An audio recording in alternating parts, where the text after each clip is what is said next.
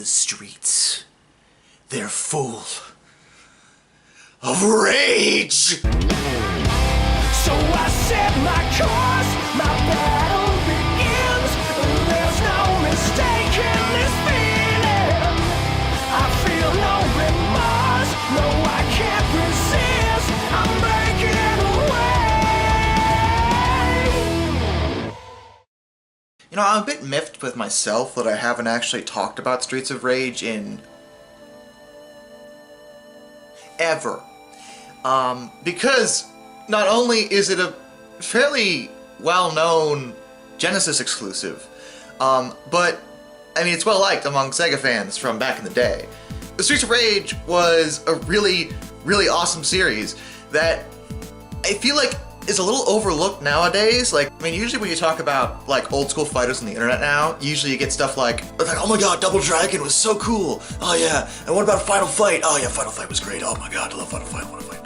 Or like, you know, Turtles in Time, or, you know, stuff like that.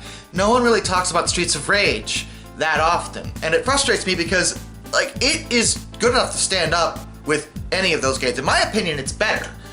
But that's just me, and that's probably nostalgia. But it's just as good as any of those games that I just brought up, and definitely deserves, you know, its place in gaming history for what it did for that genre. Now, Streets of Rage was released for the Sega Genesis. It's one of the earliest Sega Genesis games released. And in terms of the initial game, its style is probably similar, I would say, to Golden Axe.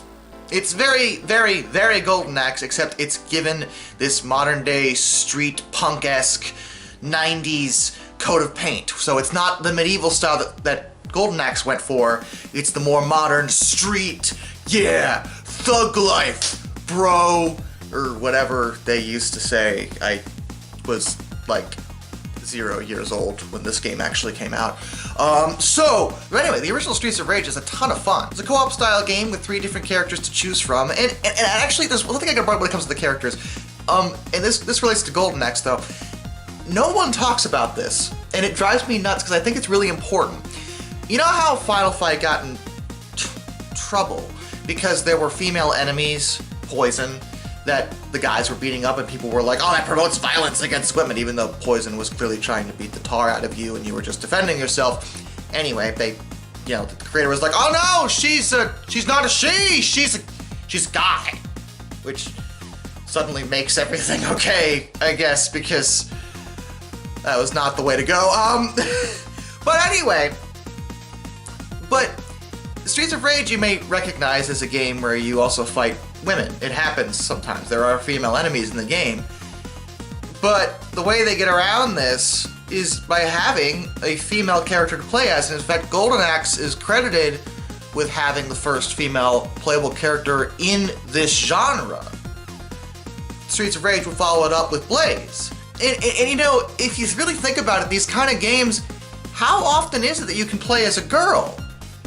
Outside of Golden Axe and Streets of Rage, I can't think of any in the side-scrolling old-school genre anyway. It seems to be always like guys beating each other up, and I know that's a really masculine thing to fight in the streets and thug life, and I'm just saying it's kind of cool, you know, an early game having, you know, some female representation. It's just something to bring up. Anyway, you want to talk about the game?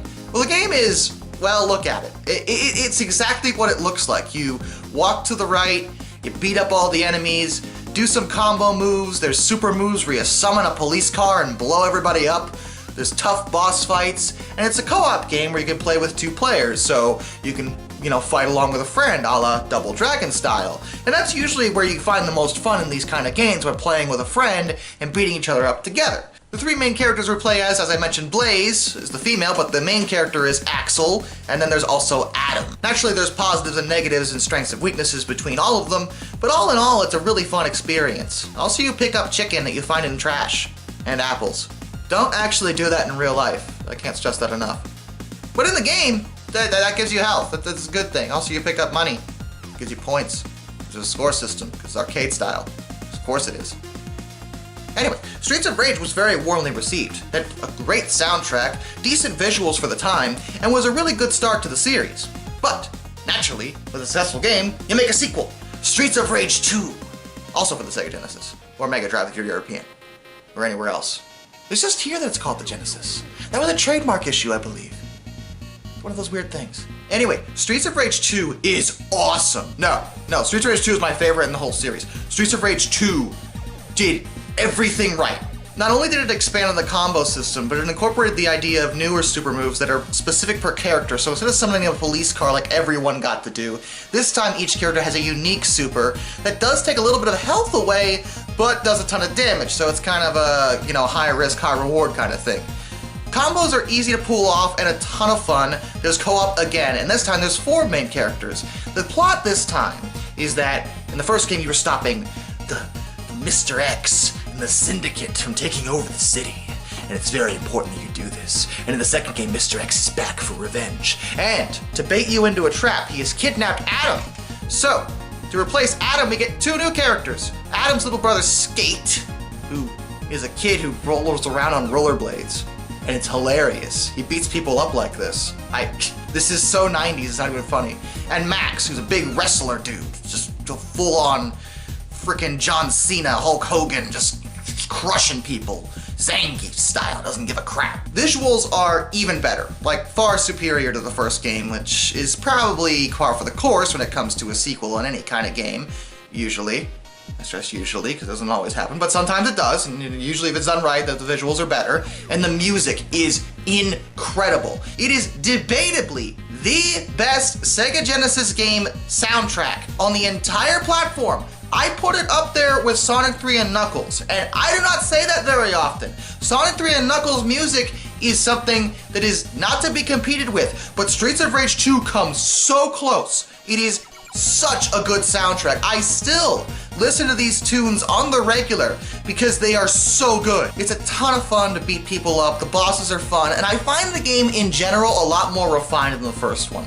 In the first game I felt like there were a lot of times where I was cheap-shotted or things just didn't feel as precise in the first game, and the bosses were blindingly difficult at times. In this game, it feels like things are still challenging, but a lot more fair. Is there anything to complain about? Okay, there's one little problem, but in its defense, this is a problem that pretty much any game in this genre at the time had. Sometimes, it's very difficult to figure out exactly what sort of level you are on with the enemies. What I mean by that is, these games work on a 2D plane and a 3D plane. You move up and down the screen as well as side to side. Sometimes it can be difficult to judge whether you're on the right Y-axis with the enemy. So you wind up punching past them without meaning to do that. It takes some getting used to. I think the jetpack enemies are the friggin' worst for that, because not only do they operate off that plane, but they move up and down in the sky. So it can be really disoriented to figure out exactly where they are supposed to be. I usually try to look at the shadows on the ground when I'm dealing with them, because it does make it easier to line up, but even then, they are a pain to hit. Streets of Rage 2 was one of my favorite games as a kid, and it still is one of my favorite games to play. It's a ton of fun.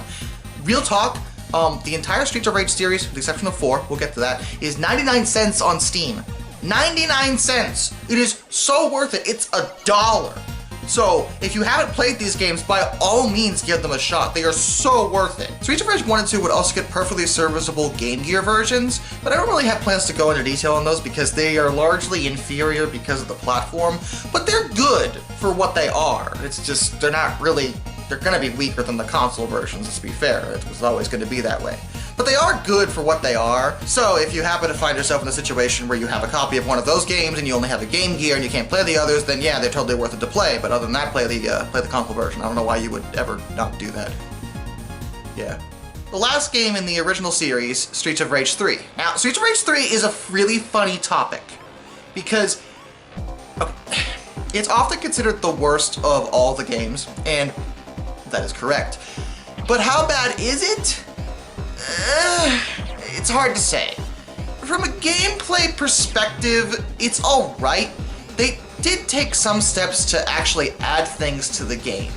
One of the things in the earlier games is that there were weapons to use, which was really cool. But the weapons would always break and you could never tell exactly when they were going to do that, they just kind of did it. You had to just judge how long you had.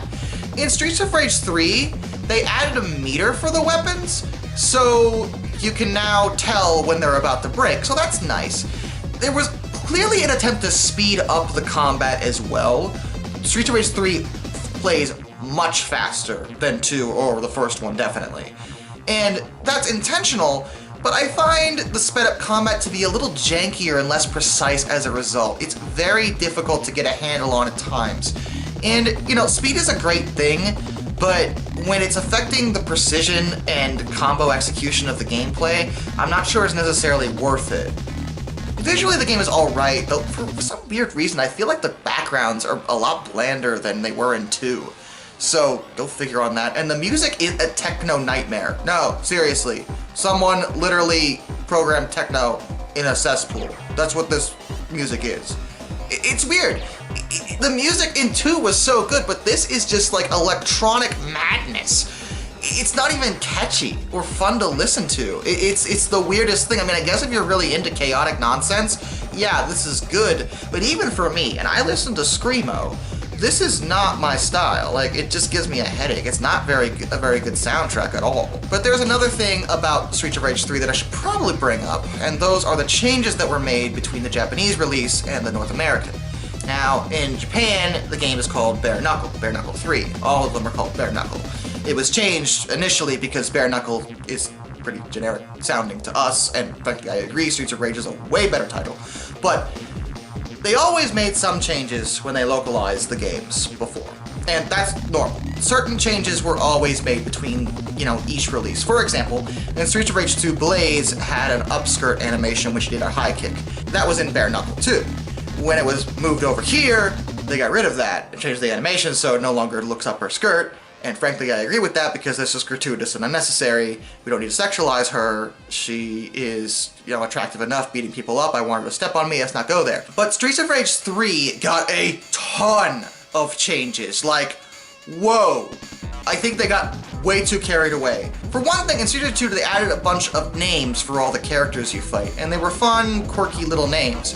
In 3, they changed a lot of those names, even for returning characters, and I don't know why.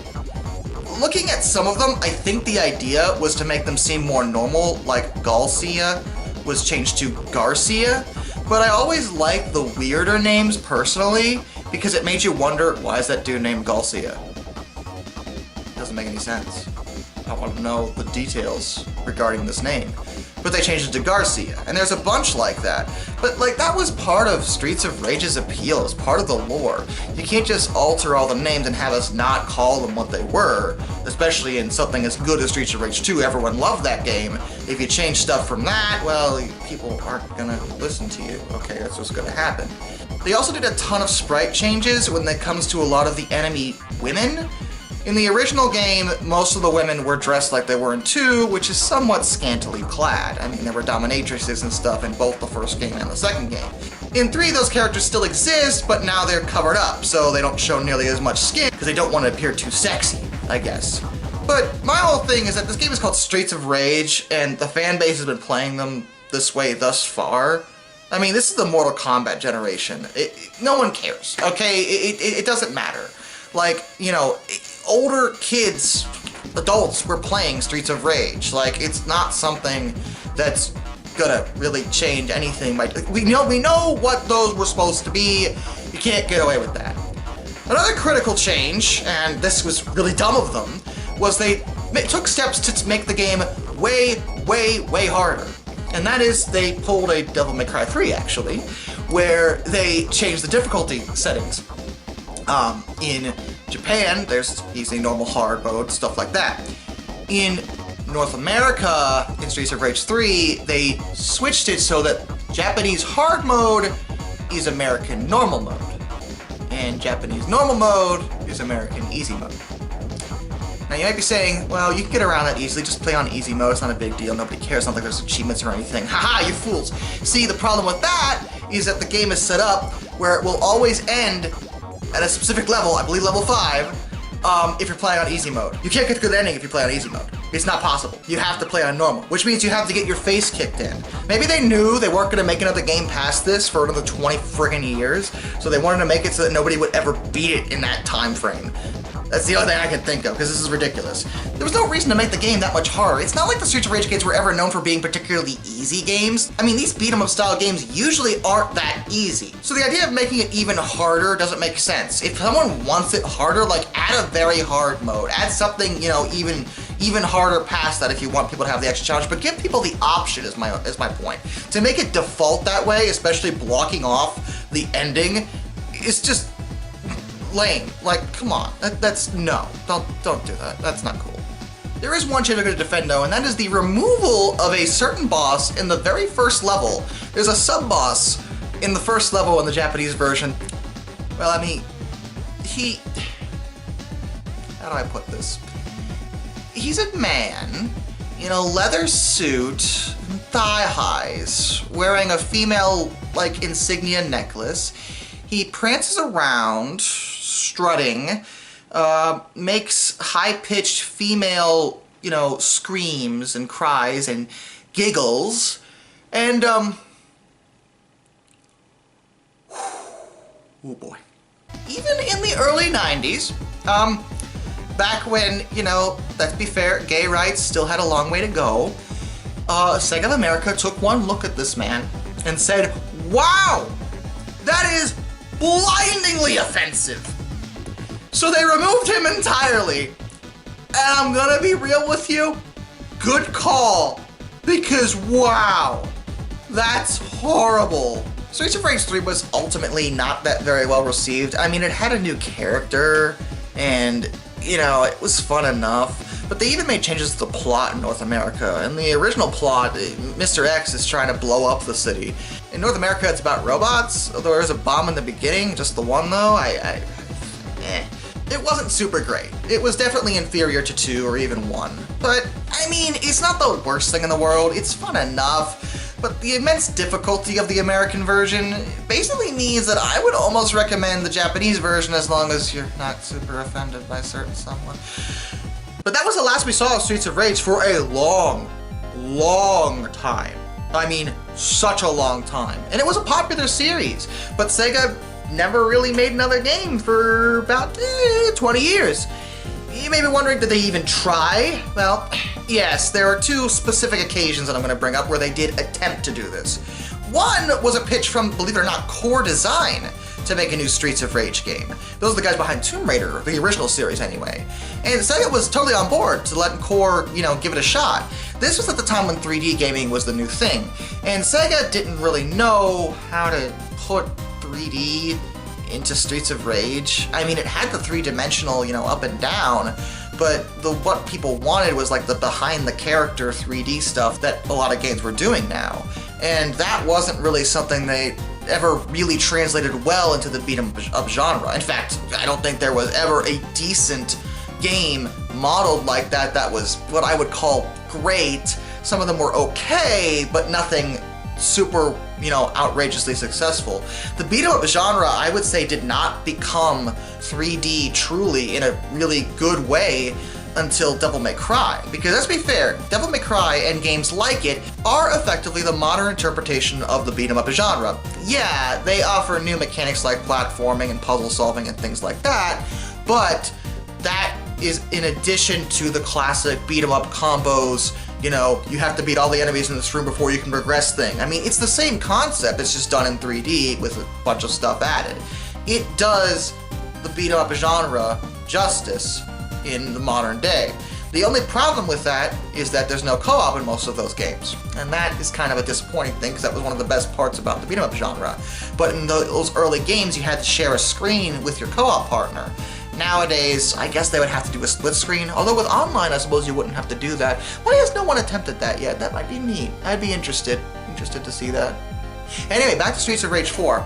So Core Design started working on this game for Sega. However, there was a bit of a disagreement regarding the platform the game was going to be on. See, Core and Eidos, by extension, wanted the game to be multi-platform to make as much money for them as possible. But this is a Sega property. They just released the Saturn. They obviously were going to make their game on their platform and their platform alone. That'd be like someone making a Mario game and saying, yeah, we're also going to put them on PlayStation. Like, Nintendo would never go for that. And of course, Sega was like, yo, this is our property. It needs to be on our console and only our console. That's part of the point of us owning it. Well, IOS and Core didn't like that, so basically the deal fell through. However, the game was still kind of made. It just got some models switched around and the plot changed, but yeah, it was turned into Fighting Force, which if you don't remember that game, I don't really blame you. The game was okay. It wasn't the worst thing in the world. It's probably one of the best examples of the beat-em-up genre put into 3D at the time, but it was just kind of fine. Like, it wasn't anything exceptional. And to be realistic, if this had been made into Streets of Rage 4, I don't think it would be nearly as well received. It is absolutely inferior to any of the previous games, purely because of that awkward transition between 2D and 3D. It just doesn't hold a candle to especially Streets of Rage 2. It just doesn't. But there would be another attempt done by Sega themselves, and this would be a few years later for their Dreamcast console. The Sega wanted to make this in-house and wanted to use a developer they were already familiar with, and everything was going great.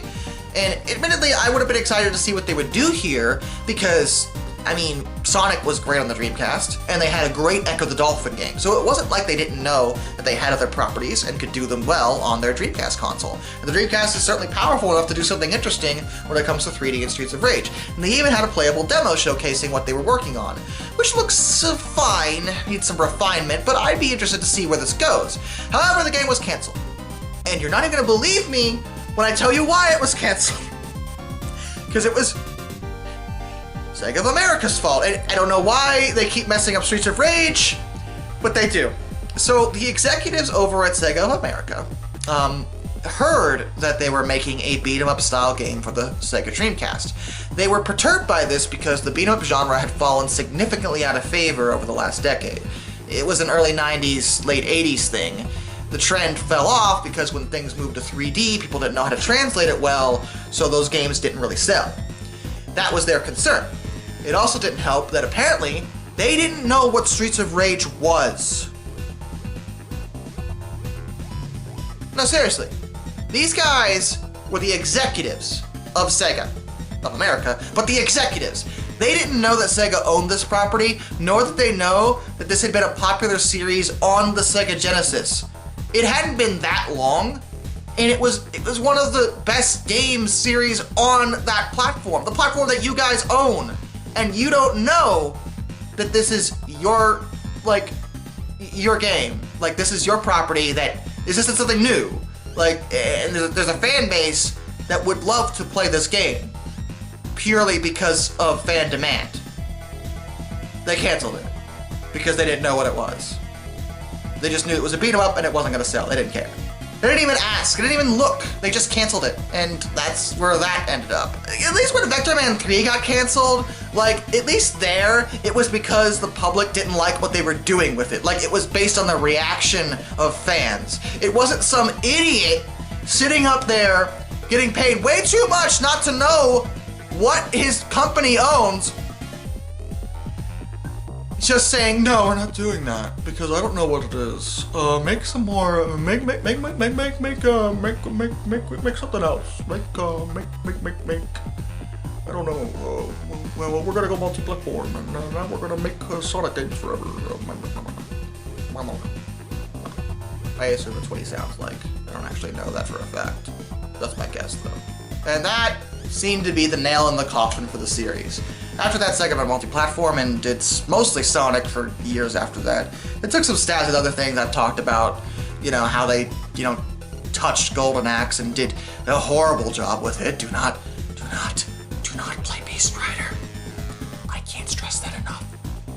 It might actually be worse than Sonic 06. That's how bad it is. I'm not making that up. It's terrible. Then we had Knight's Journey of Dreams, which I've already talked about. The point is that Sega went through this dark age where they didn't know what the hell they were doing. So the notion that I would ever get another Streets of Rage game was basically out of my mind. I didn't even think about it. Like, it was just one of those things where I'm like, that was a 90s thing, it's done, it's over, just walk it off. Yeah. Streets of Rage 4 was announced in the last few years and released. And I gotta be honest with you, when I saw that, I was in no way excited. I was terrified. it looked really cool. It did, but I was just terrified that it was gonna be something thrown out there and not really cared about or done. Like, I was just like, please, oh my goodness, I cannot take something else getting screwed up. Fortunately, my fears were for naught, because Streets of Rage 4 is pretty freaking great. It is such a good game. Visually, the game is stellar, taking an interesting comic book, almost hand-drawn style. I admit I prefer the old school sprites, the more realistic look the other games had, but this style works for the genre, so I'm okay with it. Music is top-notch, just like it was in Streets of Rage 2. Admittedly, I'm always going to be a fan of the classics, but if you are, there is a setting in the game where you can actually change the music to the old music from Streets of Rage 2 and 1 and some of the Game Gear games, actually, and I thought that was just the greatest thing in the world. There's a ton of characters to unlock. It starts out with 4 characters and 2 new characters to work with. Adam shows up as well, and he's another playable character, and you can even unlock old sprite versions of the characters the more you play the game.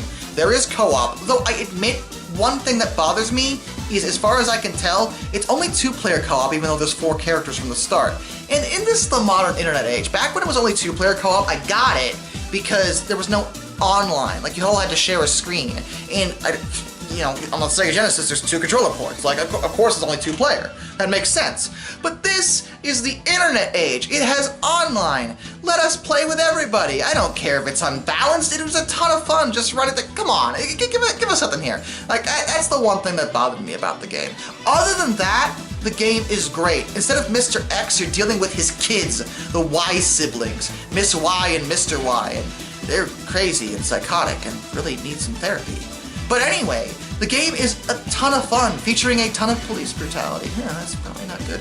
But it's clear they modeled it off of Streets of Rage 2 because the gameplay feels remarkably similar, with some technical improvements to make it easier to hit enemies, as well as do combos. Once you do the story, you can also unlock arcade mode. See, the story's pretty easy to get through because they offer this save feature, where it'll always save you prior to the level. You have to get through it with 3 lives, but unlike before, where you had 3 lives for the entire game, now you have it per level. And again, you get bonus lives as your score goes up and stuff like that. However, there is also arcade mode, which lets you play this game the same way the other games played. You get 3 lives at the start, and that's your lot. That's what you get. You can earn some more occasionally as you play the game, but you know, it's old school style, and it's an option. It's nice that the option is even there. There are multiple difficulty settings. Like I said, it's online capable. This is a great game, and it's actually on sale as I speak for the Steam Summer Sale. So if you haven't played it, I would get it right now, because it's totally worth it. I didn't get it at first because I was super nervous about it, but then I got it later, and I'm like, oh my god, I should have got this immediately. This is great. It's a great game, and I'm so glad it is, because Streets of Rage, like, this is a classic formula. This is a classic series with classic games. And it's something that I think modern gamers should really experience. Like, these old school beat-em-up style games, you don't see them very often. It has come back into some favor due to nostalgia factor and things like that. I know Double Dragon Neo did pretty well a few years back, but now Streets of Rage is here, and man, I am so glad it is. It's a ton of fun. Play it with your friends. Enjoy yourself. Beat people up in a game, not in real life. Don't do that in real life, that's bad.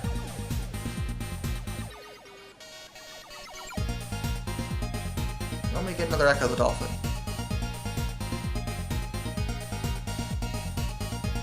Never gonna happen. Till next time, this is Darkness, and I bid you all a fond farewell.